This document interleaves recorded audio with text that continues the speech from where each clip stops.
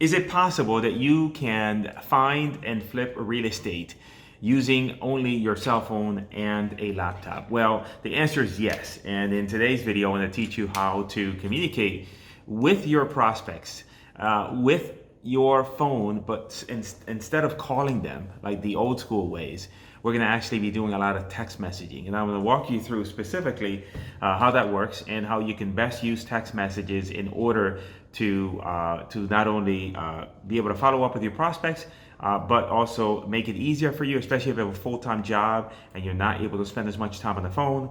And this strategy works great and really works when you are doing any sort of marketing, outbound marketing, that you're sending out direct mail or you're sending out postcards, and or doing any, like for example, Facebook ads, which I am a big fan of, when you're doing Facebook advertising in order to find motivated sellers, and the seller raises their hand and says, yes, I want to be able to, I would like to speak with you about selling my property. Then now you have to now initiate that first layer of conversation in order to kind of get things going and get an understanding of what they want for the price, etc. And I'm doing it here today. I've got some company here. Oh, now I'm actually doing it here while we are at 11:12 a.m. It's still morning, but we're having stone crabs.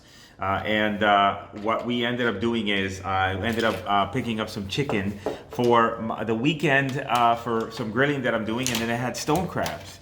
And we love stone crabs, and there's never a bad time to eat stone crabs. And so while we're here eating together, okay, and my wife is here also because she is actually following up on seller leads, and we had a conversation this morning about her going back and forth with a seller, and I was giving her some suggestions on what, how to follow up and some of the questions to ask, and I wanted to maybe revisit that conversation because I think it would be valuable. And if you don't mind, while we revisit that conversation, I am going to be eating my stone crabs, so hopefully you don't find that rude of me.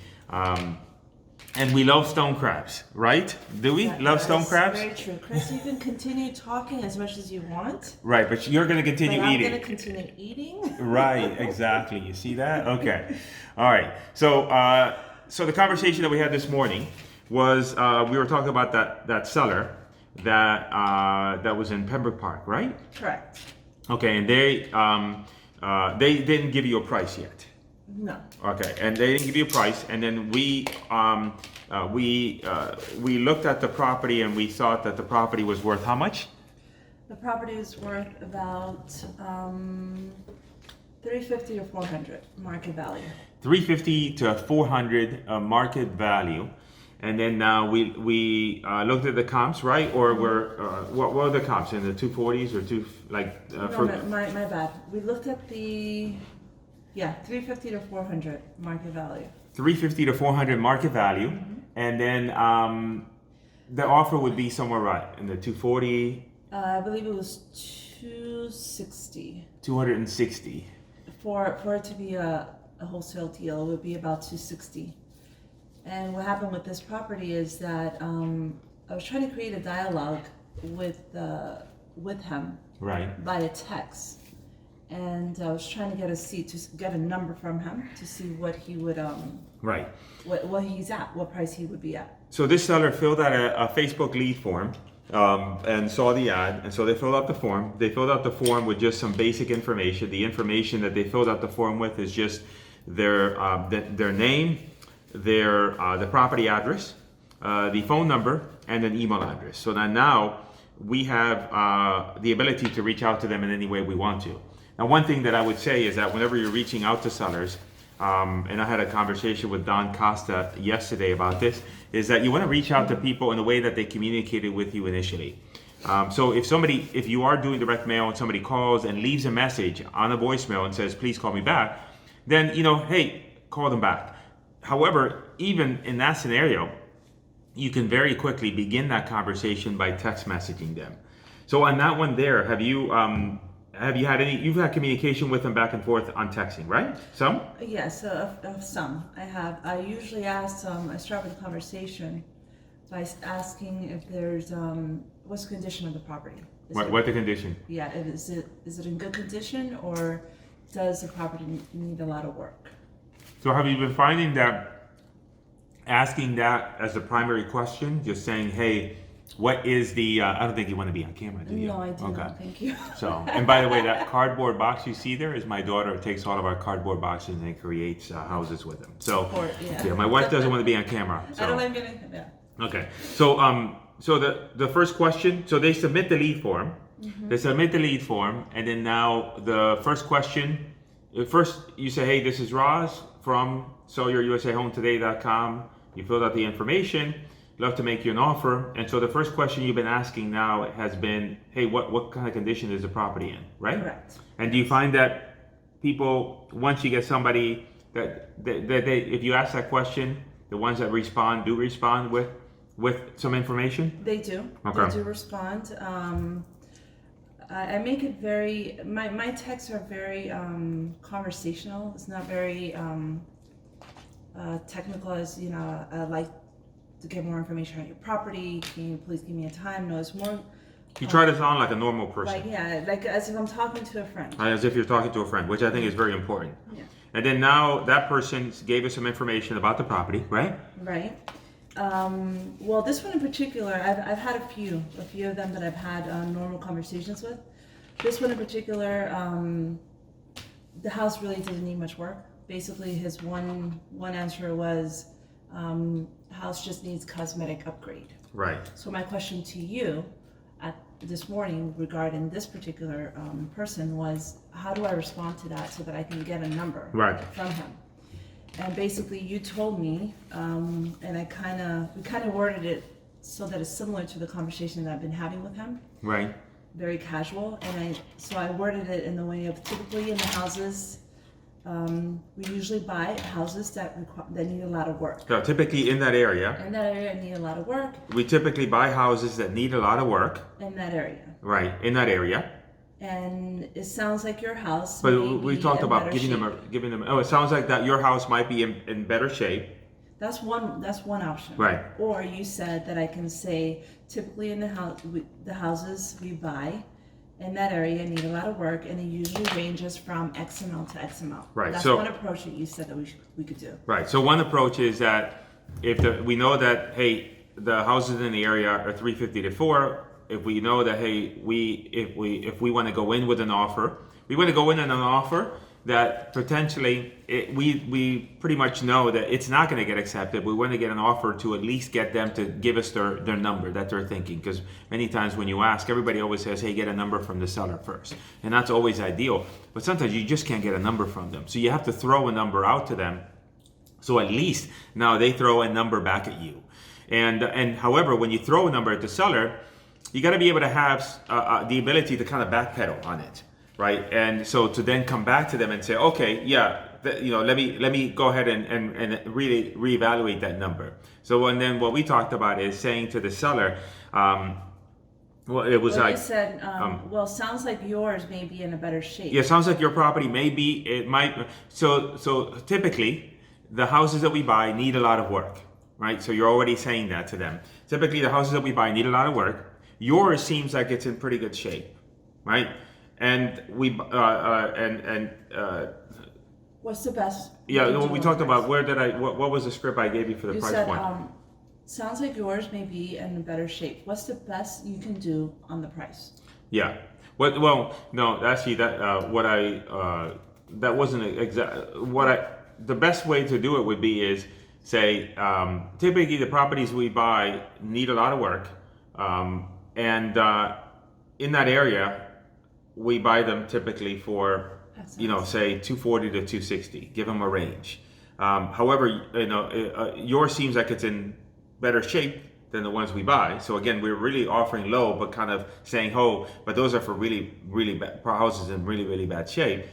Yours sounds like it's not in that condition. And then at that point, then ask for the price. So we've made a soft offer. We didn't make a hard offer saying, I'm going to offer you this. But we've thrown a number out there.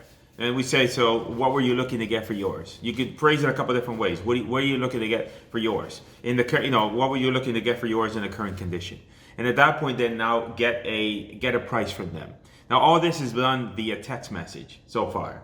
Because the intent is, you know, when you've got a lot of leads, or maybe you're working a full-time job, etc., you want to, you know, our objective is we're working with, how many leads do we have right now in the system? We have a lot of them, like over 50, 60 leads. Yeah. So we're trying to work through a backlog of leads. So we're trying to just go through them very quickly, trying to get people on the phone, the best viable ones, right? So if we have 50 leads, we're going to get a bunch of responses back, and out of all those, there's only going to be a handful of them that are going to tell us a price that seems like it's a good deal. Then at that point, then we'll continue the conversation in text messages, and then to get them finally on the phone, and then do that final negotiation. And I always told this story, Roz. Remember when you and I were getting the health insurance? Yeah. And you filled out the form on the website. And we ended up starting for requesting additional information, and you ended up started getting a lot of calls. Yeah, I got bombarded with so many calls. Yeah. But there was one particular person who all he did was text. He didn't call me, not once. Right. But he texted me, and it wasn't an annoying type of text. It was kind of like a conversation, like, you know, hey, I'm here. Right. You know, no pressure. And he started to get additional information from you about what you needed by text. And at the end, he's like, hey, it'd be good if we just chatted on the phone and kind of worked through this. But by that time, you had become comfortable with him. Right. By that time, I would assume you've almost forgotten about everybody else. Now there's no reason to talk to anybody else. And he was nice, right? Yeah, he was, you know. And in the end, he ended up pushy. He was not pushy. Yeah. And in the end, he was the one that got the deal. And I always say that, this is very messy. I always say that when we wake up in the morning, our priority, you could have, I bought 6. Here's what a sign of a good husband is. I bought 6, okay? And I'm going to eat 2. And you could have... No, I'll eat, 3 and 3, 4. No, it's too much. You can eat 4. Well, I could eat 4. I know. Yeah. You're fine. You're good. You're good. Thank you. See that? That's brownie points. Yeah. That's so. Am I gonna have to? Now, I don't know why. You still have to take out the garbage. Yeah. So, but I'm saying that every time I want to do a video, I have to buy you stone crabs. Oh yeah, that might work. Yeah. Which I want everybody here on the video just to let Roz know that looks perfectly okay, and it's okay for her to be on video as we're talking. Because just looking at me isn't that great? I don't think, right? So then there you go. How about just a little? There you go. You know. So at the end. So what I would say that we wake up every day. We wake up in the morning thinking about a house to buy, but the sellers that you're talking to are not thinking about that. They're busy. Right? So when that guy messaged you about the health insurance, you're busy, going about your day and everything else. And that whole conversation took over the course of a week. It's back and forth. Right. So you have to be mindful of that. And I think that if you think about it, anytime you talk to, whenever you talk to friends, most of the time it's by text messages. Yeah. Most of the time you end up getting on the phone, but that phone call is set up by a text. Like, hey, let's get on the phone. Right. Hey, can I call you? Or whatever. Right? We've already gotten through the beginning stages, the conversation. Right. So again, whenever you talk to friends, it's always, most of the conversations are by text, and really only at the very end, or if necessary, then you get on the phone with somebody. And so think of it that way in terms of what you're doing with your seller prospects, right? Just try to ease into the conversation. I mean, if you think about it, there's a lot of competition out there. They're already got their guard up. I mean, and everybody has their guard up nowadays, because how many calls do you get that are like those robocalls, right? So your phone. Now, if you are going to call the seller, then you could send them a text message that says, hey, I'm going to give you a call. And that way maybe I can get some additional information about the property. I'll call you in the next 10 minutes, I'll give you a call from this number. And then now at least you set them up. And sometimes they just tell us, oh, I can't talk right now, I'm at work. I think what I like most about texting is that I'm a huge multitasker. Right. And I find it very convenient to be able to do multiple things. And then I like to multitask, and I like to save time. So I know that if I get on the phone with them, we have all the information we need, and we're ready to talk business. Yes. So they didn't crack this one. You notice that? Oh yeah. Yeah, I have to. The way that, for those of you that are uninformed, this is the stone crab, and then these have to be cracked. So you then take a mallet and they have to crack it. So I'm gonna have to crack that one, and it's quite messy. I have to do it in the garage. So the purpose of this video here is really to illustrate the fact that things are changing, times are changing, and you have to change you have to change in a way that helps make things easier for your customer. And right now, for the most time, most people are texting. And if everybody's calling and they're just ignoring everybody's calls, but you're the only one that goes, she moves. That's not to be in the. So as everybody's doing that. So now the platform, there's a lot of different platforms that you can use. The CRM. We do the text messaging through a CRM called Follow Up Boss. If you don't have a CRM set up, you can just do it from your phone. Just use your phone and just text message people, right? If you don't got the budget is in there and you want to run ads, you want to do advertising and marketing and then communicate with sellers, just use your phone. Eventually, you get to the point where now you have the ability to then get a CRM, and you can get a CRM. The one that we use is Follow Up Boss, again, because it's integrated with texting and calling and everything else, so it's quite convenient. But at the end of the day, that's my tip for today, is that you can do real estate with simply your cell phone and a laptop, and really through text messaging, communicating with sellers, and then using that as a way to filter and screen them, so that eventually you get on the phone with the ones that are the most highly qualified and or the ones that you have the potential of doing a deal with. And at the end, even if you got on the phone with everybody, at least you warmed them up with texting, so that when you got on the phone with them, they feel that there's a little bit of familiarity there, and that's going to help those conversations go a lot easier for you.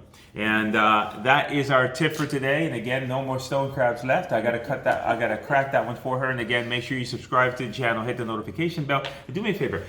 I want you to post a comment here encouraging her to be on camera more. How about that? All right? And then I'll show these comments to her. All right? I'll talk to you guys later.